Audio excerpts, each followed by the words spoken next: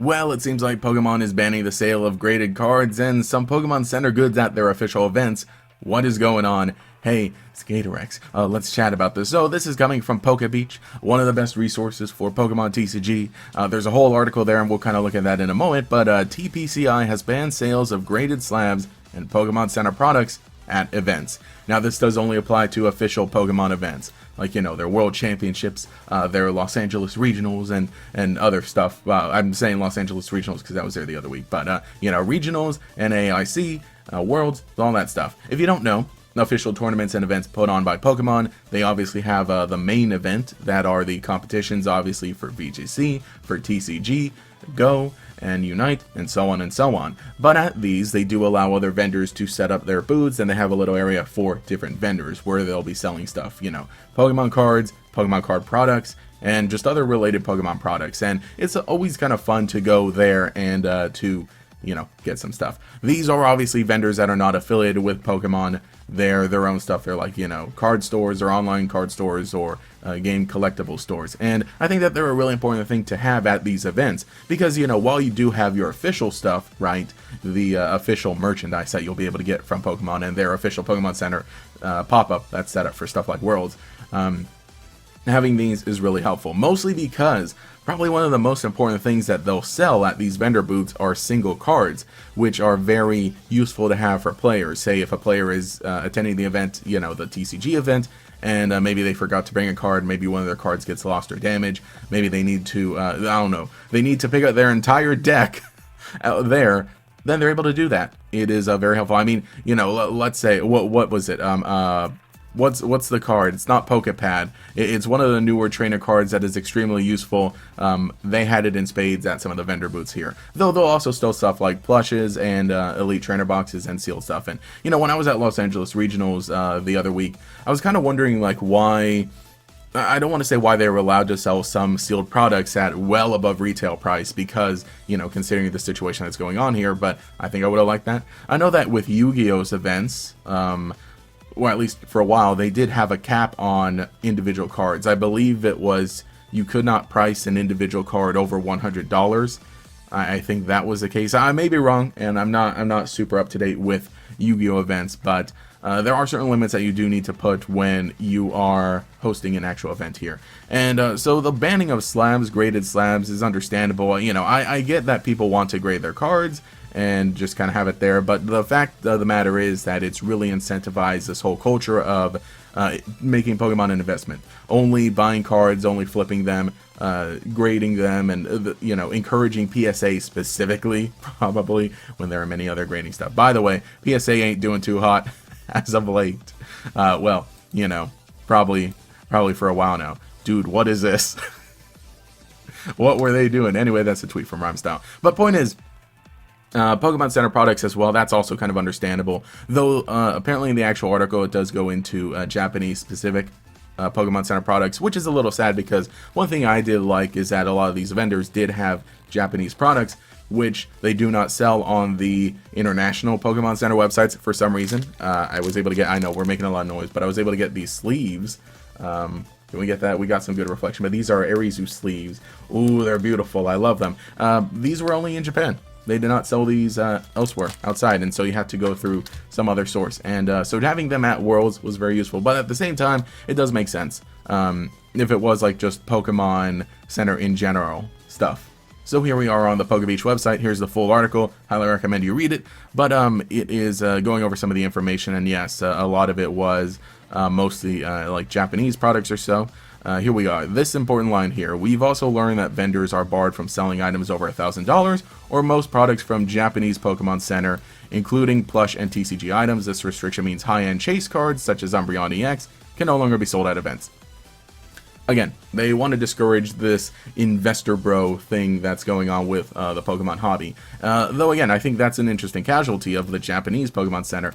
I wonder if it's going to be, you know, Pokemon Center in general, because I think that's also a thing of like, you know, Pokemon Center has those exclusive elite trainer boxes. I think it's a good idea if they discourage selling of those, because a good amount of people will get into the queue on Pokemon Center, buy those when they can, or and then just turn around and resell them for however much the market price is, right? Which It's just a thing I hate right now about the hobby, just in general.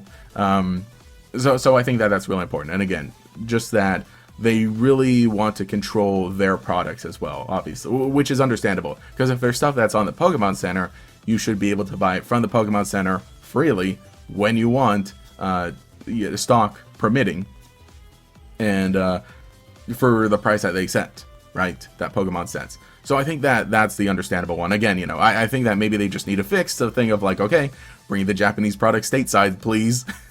But again, over $1,000, putting a cap, that's a big cap still.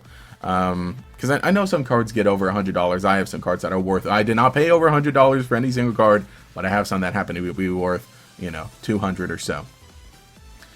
So I think the 1,000 makes sense, but it's just crazy just the fact that like there are some cards that do have market values of that much. Very interesting too, I will say. It's mentioned later on in this article, right? Let's see, at last year's Worlds, it did not escape notice that PSA's booth was originally supposed to be set up in the vendor area on the main floor. However, shortly before the event began, it was moved out of sight to a corner of the second floor. Clearly, Pokemon's officials, perhaps at the request of the Japanese side of the company, did not want grading companies featured at their event. That's what I was going to say. That was a big thing. There was a PSA booth at Worlds in 2025, and I did notice that it was away. It was on the second floor. I remember it being in a completely different building. In a completely different building, like set up basically underneath the escalator on the section where actually, weirdly enough, in this building here, where you go to pick up your badge. So, people would see it maybe on the first day when they're there picking up their badge, but obviously after you do that, you're going to go about and walk around and explore and do whatever else, meet up with whoever you want. And that's not to say that the PSA booth was, not attended. Obviously it was, but just the fact that apparently it was moved right before the event is very interesting. Very, very interesting. So I would not be surprised if this year at Worlds, PSA does not have an official booth there.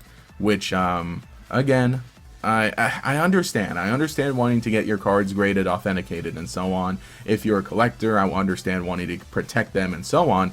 However, the way that the hobby has become, it just really incentivizes, okay, here it is. Here is this card. It has a number associated with it. The value is not changing, or not value. The quality of the card is not changing. So the value can go up or down. And so now it is an asset that you can then buy and sell and resell, which I think is not necessarily a good thing. I'm not against selling cards that you happen to have to get some money. I'm, about to sell some of my personal cards because I need the money. They increased my rent, which, by the way, if you're enjoying the videos on this channel, leave a like, comment, and check out some of the other videos so we can reach monetization. Anyway, yeah, just the fact that that's it. I think this section is extremely interesting. At a recent card show, I spoke to an enterprising 11-year-old Rob D, who had taken over an abandoned vendor booth to sell cards. He told me he'd been vending for the last year and only bought product from Pokemon vending machines at MSRP. When I asked if he played the Scarlet and Violet games, he said no. He also said he never watched the TV show. Incredible. 11-year-olds are not even playing Pokemon, not even watching Pokemon. They're just learning from I hesitate to call them YouTubers who are, bringing up the whole like, all right, this is Pokemon, it's a business, it's an investment, you're going to make money, and so on and so on. It's like, I don't know, what are we doing? What are we doing here? Again, I understand the need or the want to resell your stuff. I understand the idea of keeping value. All my Pokemon collectibles, I understand that they have value attached to them, and should I ever need the money, then I can sell them and make more money than I had spent on them. Then that's at least comforting. But I think that goes for any physical thing, any collectible thing, is that the main value it has is the enjoyment that it gives you. The main value it has is, how happy it makes you and the value that you place on it.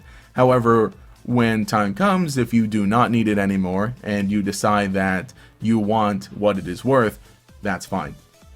However, there's a culture around Pokemon TCG, obviously, that going in to treat it like an asset. Again, this kid, never having played the video games, never watching the TV show, the value that this card has to him is immediately tied to the market value, or immediately tied to what somebody else would pay for it, or immediately tied to, him spending MSRP and then selling it for market value immediately after that. Like, what? Yeah, the vending machines were a big mistake. The Pokemon vending machines were a big mistake. Dude, I should talk about those sometime. I should talk about the vending machines sometime. But, yeah, it's just interesting. Again, great article. Should read the whole thing. But, I don't know, man.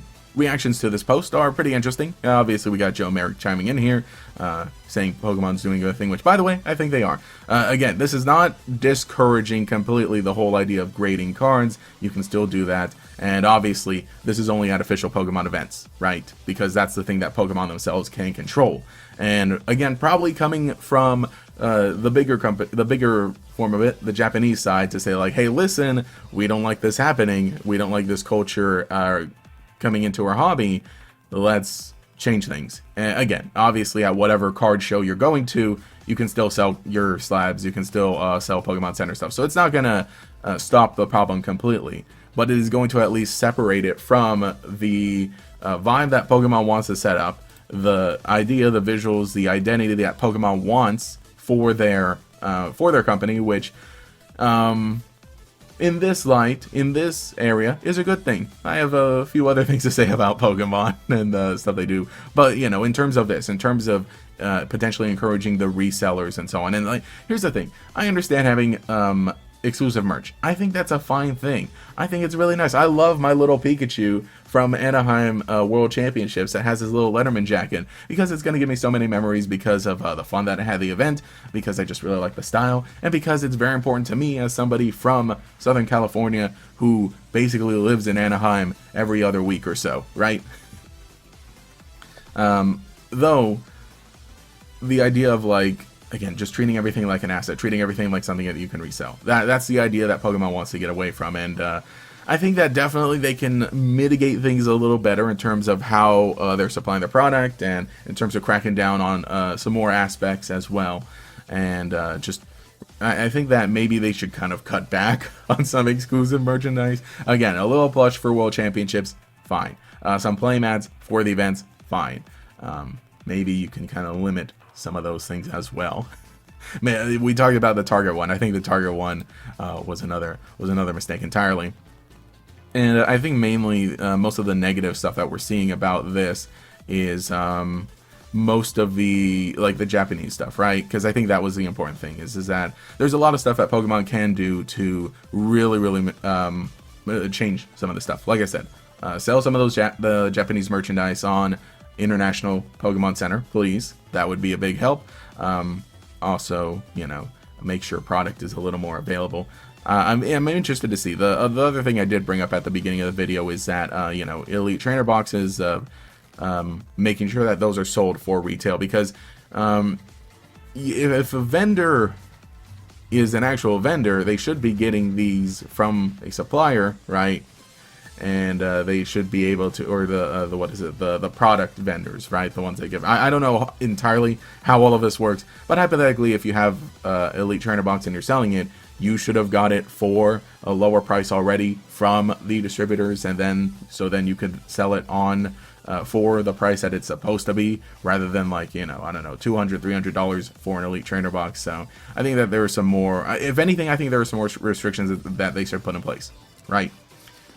Again, it doesn't completely get rid of the problem, but it when you are controlling your event, you can do and say whatever you want, and I think that Pokemon is right to step in and to put these limitations here for their own events. Again, whatever other card show not run by Pokemon, you're free to do whatever. So I think that's just about all I got to say for this one here. You know, fun little topic. Let me know what you think in the comments below. If you want to see more videos like this, as we're trying to talk about stuff a little more recent, a little more current, but also I'll throw in some of the other stuff that's a little more evergreen. So I hope you enjoy. Leave a like, subscribe, and like I said, your support on this channel would mean a whole lot, because we've got a good grind throughout the whole summer to get monetization on the channel. Anyway, this is Gatorx. Thank you all for watching. Catch you later.